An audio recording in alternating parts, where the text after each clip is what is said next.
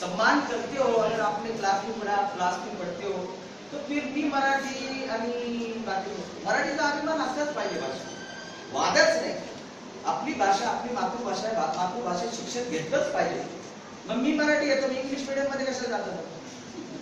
तिकडे जा नगरपालिकेच्या शाळेत मी मराठी म्हणायचं आणि सगळे व्यवहार इंग्लिश मध्ये, टी शर्ट इंग्लिश मध्ये, असं सगळं आपल्याकडे व्यवहार वेगळा आहे. याचं कारण मराठी भाषेचं राजकारण आणि युवा वर्गाला आपल्याकडे वेगळ्या पद्धतीने कुठेतरी नेण्याचा प्रकार आहे.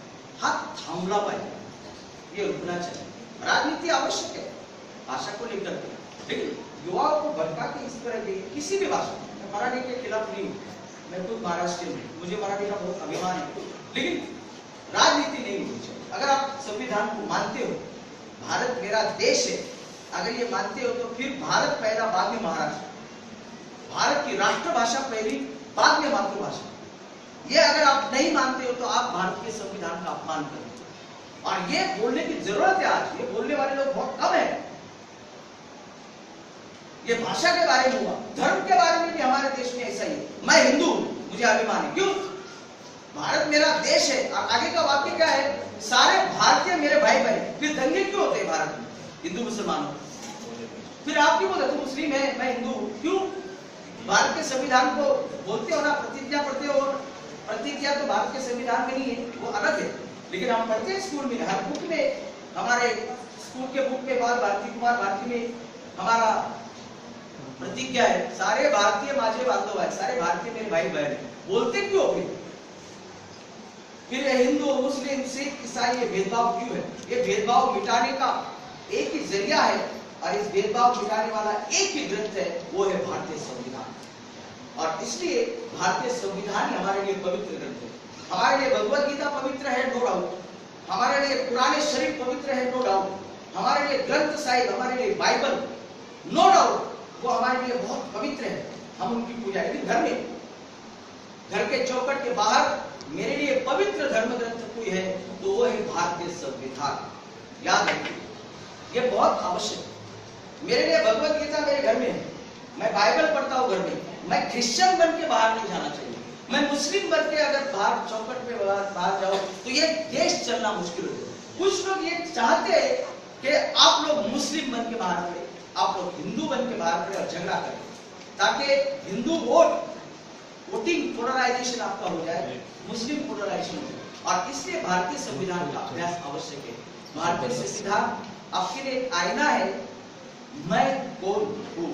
आप आईने में देखिए, रोज भारतीय संविधान का स्मरण कीजिए और आप अपने आप को पूछिए, मैं कौन हूँ? उसका उत्तर आना चाहिए, मैं एक भारतीय नागरिक. ना मैं हिंदू मुसलमान, मैं हिंदू हूँ ना मुसलमान हूँ, मैं सिख हूँ ना मैं ईसाई हूँ, मैं भारतीय हूँ. और मेरे आजू बाजू में सारे क्लास में बैठे हम लोग क्या पूछते हैं कि तुम्हारी जाति क्या है? यहाँ क्लास में हम सभी जाति धर्मों के लोग बैठे हैं, हम किसी को पूछते नहीं तुम्हारी जाति क्या है. बाहर गए तो हमें ये दिखाया जाता है तू इस जात का. और इसलिए भारतीय संविधान पढ़ने की, भारतीय संविधान के मूल जो तत्व है, वो तत्व हमारे अंदर जाने की जरूरत है, हमारे जहन में, हमारे खून में जाने की आवश्यकता है. तब जाकर के ये देश आगे बढ़ेगा. रोज अगर ये मत खाओ, वो मत खाओ, रिस्ट्रिक्शंस करेंगे, ये मांस मत खाओ, ये खाना मत खाओ, ये ऐसा करेंगे तो ये सिस्टम नहीं होगा. हर एक व्यक्ति को वो स्वतंत्रता है भारतीय संविधान के लिए. और इसलिए भारतीय संविधान पढ़ने की आवश्यकता है, ताकि भारतीय संविधान केवल इंसान को महत्व देता है, मानवता को महत्व देता है. मानवता के आधार पर अगर कोई धर्म ग्रंथ बना है, सभी धर्म ग्रंथ मानवता ही सिखाते हैं. पुराने शरीफ हो, बाइबल हो, आप देखिए, भगवत गीता हो या ग्रंथ साहिब हो, कोई भी धर्म वो मानवता ही सिखाता है. लेकिन आगे बाहर जो लोग हैं वो इसका विकृतीकरण किया गया है और हमारे में भेदभाव करते हैं. इसलिए भारतीय संविधान को बड़ी गंभीरता से लेना चाहिए. अगर कोई ये कहे मैं हिंदू हूँ, ये राष्ट्र हिंदुओं का है, मैं मुस्लिम हूँ और ये ऐसा है, तो उन्हें हमें ये बताना चाहिए कि भारतीय संविधान क्या है. तुम भारतीय नागरिक हो पहले, बाद में हिंदू मुस्लिम. और इसलिए भारतीय संविधान की जो उद्देश्य पत्रिका है आप देखिए, उसमें पहला वाक्य हम भारतीय लोग, we the people of India, जो प्रस्तावना है उसमें क्या है, उसका अर्थ हमें समझना चाहिए. We the people of India. We the people of India जो पहला वर्ड है, ये वर्ड डॉक्टर आंबेडकर चेंज कर सकते थे. I am doctor Ambedkar. We the people people of India मतलब ये संविधान सभी भारतीय लोगों ने बनाया है कि नहीं? We the people of India, इतना बड़ा जो भारतीय संविधान है, 395 आर्टिकल्स है कि नहीं, और 12 चैप्टर्स, 8 शेड्यूल और 124 दुरुस्तियां अभी तक आज तक हुई। वो बड़ा डॉक्यूमेंट है, 2 साल 11 महीने 17 दिन बनाने के लिए लगे है कि नहीं? दुनिया का सबसे बड़ा संविधान अगर कोई है तो वो भारत का संविधान है। अमेरिकन संविधान इतना बड़ा है, 10 पेजेस का है, 6 महीने के अंदर बना। 10 पेजेस फक्त अमेरिकेचं संविधान। अमेरिका सगळ्यात मोठं राष्ट्र आहे, पण त्यांचं संविधान फक्त 10 पानाचं आहे आणि आतापर्यंत फक्त 10च्या पुढे दुरुस्त्या वगैरे झालेल्या. भारताचं संविधान खूप मोठं आहे, याचं कारण मूलभूत अधिकार, मार्गदर्शक तत्वे, राज्याचे व्यवस्था काय असेल, लोकांचे अधिकार, हे सगळं विस्तृतपणे मांडलेलं आणि म्हणून आपल्याकडे आपण एक भावना ठेवली, we the people of India, हम भारतीय लोग. आगे क्या लिखा है? भारत को क्या बनाने का? हमको सार्वभौम देश. भारत देश सार्वभौम है. हम सब भारतीय लोग आज से कहते हैं, 26 नवंबर 1949 को डॉक्टर आम्बेडकर ने ये भारतीय संविधान देश को अर्पित किया राष्ट्रपति द्वारा, और उसका पहला सेंटेंस था ये जो प्रियम्बल का, we the people of India, हम भारतीय लोग भारत को सार्वभौम.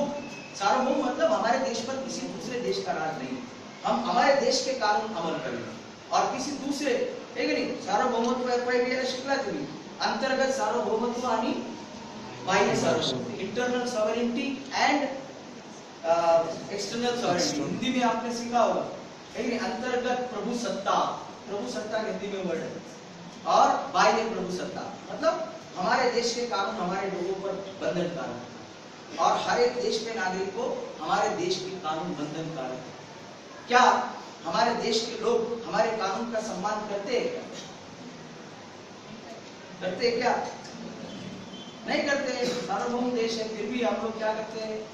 क्या क्या देश को अलग अलग नाम से पुकारते हैं, और इसलिए भारत एक सार्वभौम देश है. दूसरा, भारत पर किसी दूसरे देश का अमल नहीं चलता. पहले भारत पर ब्रिटिशों का अमल चलता, कानून चलते. ब्रिटिश पार्लियामेंट जो कानून बनाते वो भारत पर लागू था. ब्रिटिश के जो वसाहत थे अलग अलग देशों में, अफ्रीका और अलग अलग देशों में, वहां पर ये कानून चालू था. लेकिन जिस दिन भारत का संविधान आया, देश सार्वभौम बन गया, है कि नहीं?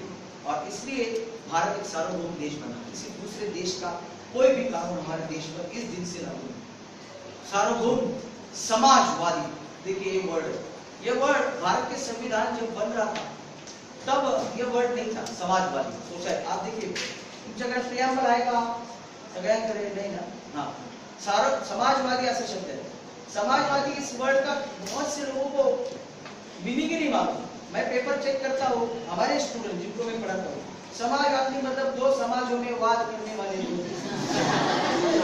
ऐसा हमें मैंने तो ये पढ़ाया नहीं था. ये समाजवादी जो रेगुलर स्टूडेंट नहीं कुछ भी लिखते हैं, प्रियम्बल का पहला क्वेश्चन होता है